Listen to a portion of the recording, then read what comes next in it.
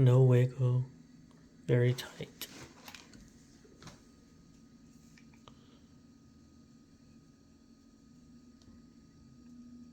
No wiggle, very minimal side to side. Check out the tolerance on this.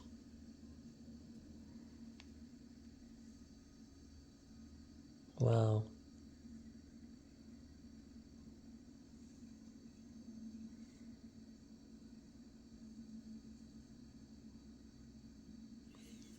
Amazing.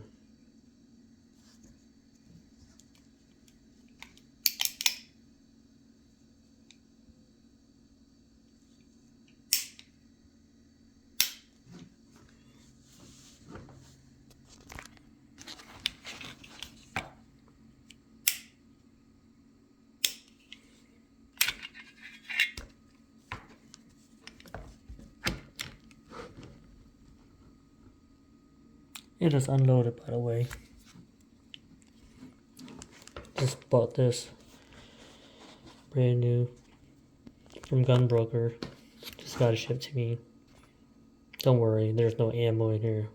I wish there was.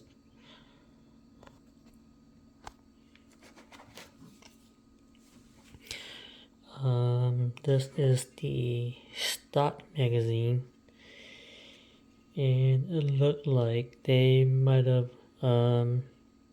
Kimber might have changed their magazine, because I've seen Kimber magazine before, and the follower never looks like this. I ordered some Wilson Combat 9-round magazine, and one thing I did notice is that it has the same pattern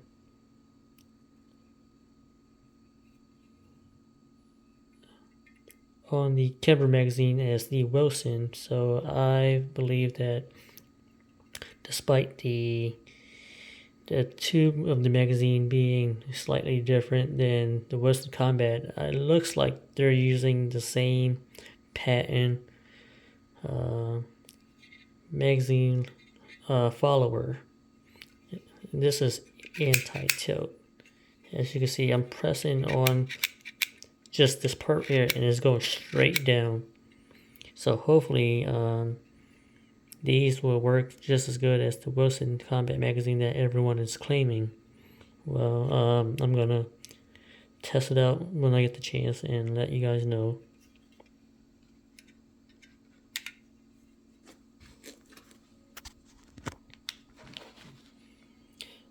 Picked this up from Gunbroker for $14.25. What a steal. I've disassembled this already, and the fit and finish on this is beyond my expectation.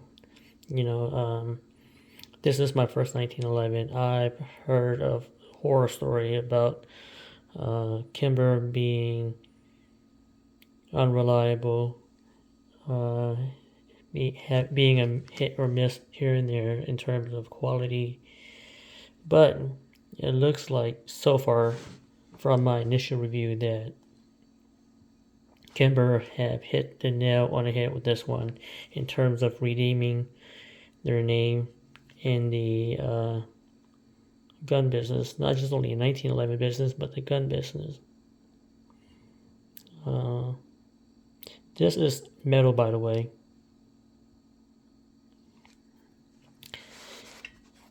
I'm not sure how you guys feel about the magazine well. This is my first 1911, but I have always felt like the 1911 looks better without the magazine well, the flare-up magazine well. Front and rear night sight, fiber optic, and tritium.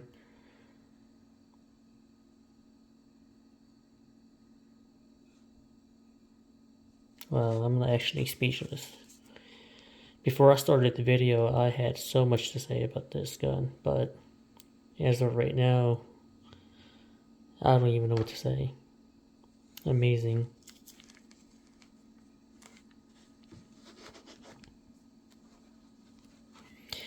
I wasn't sure if I would like this G10 grip. I kind of like the I like the cutting and the grooves of this G10 grip, but I preferred the color way that was on the Scorpius or the Black Ice. But now that I have this in person, this color doesn't look too bad.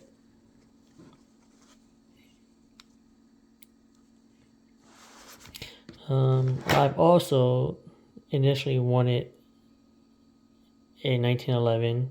I wasn't sure if I wanted a 45 or 10 millimeter, but I have always wanted a 10 millimeter. And of course, every purist would say that a 1911 should be in a 45 caliber, 45 ACP. But in my opinion, I think if there's any gun that should be made to shoot a 10 millimeter, it should be a 1911. Definition of a hand cannon. Okay, now this is the preview of the night sight, tritium night sight. As you can see, it's not quite pitch black in here, but these sights show up very, very well.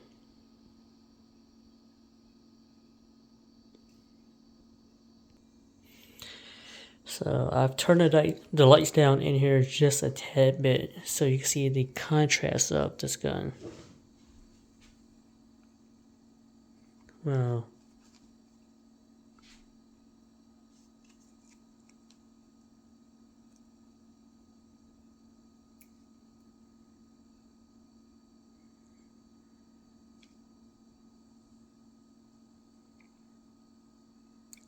That's not a scratch, by the way. That's actually gun grease that I've applied onto the barrel to reduce the friction, because I wanted this barrel to last as long as possible. I don't even want to shoot this, to be honest. I want to keep this unfired as long as I can, but I'm not sure if I could do that. I don't know. I might want to pass this gun down to my son one day. I'm pretty sure I will.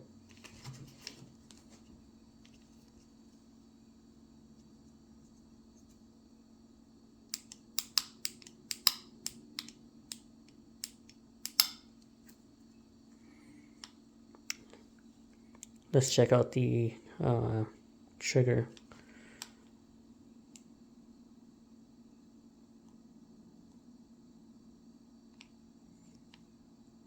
Ready? I'm applying about 2 pounds. Feel like it's 3 pounds going on 4. Wow, that is crispy.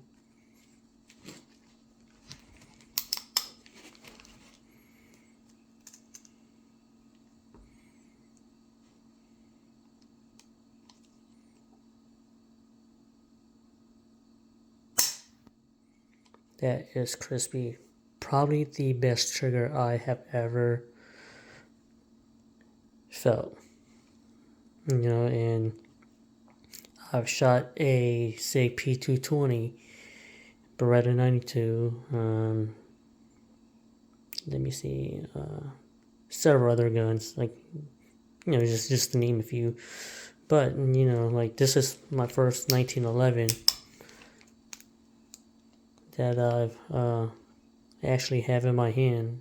I think I had I shot a 9mm 1911 before, but this was years and years ago, and I do not recall if the trigger was ever this good. Again, it was out of a Rock Island, you know, one of those $300, $400 1911 that my friend let me shoot. Of course, you get what you pay for.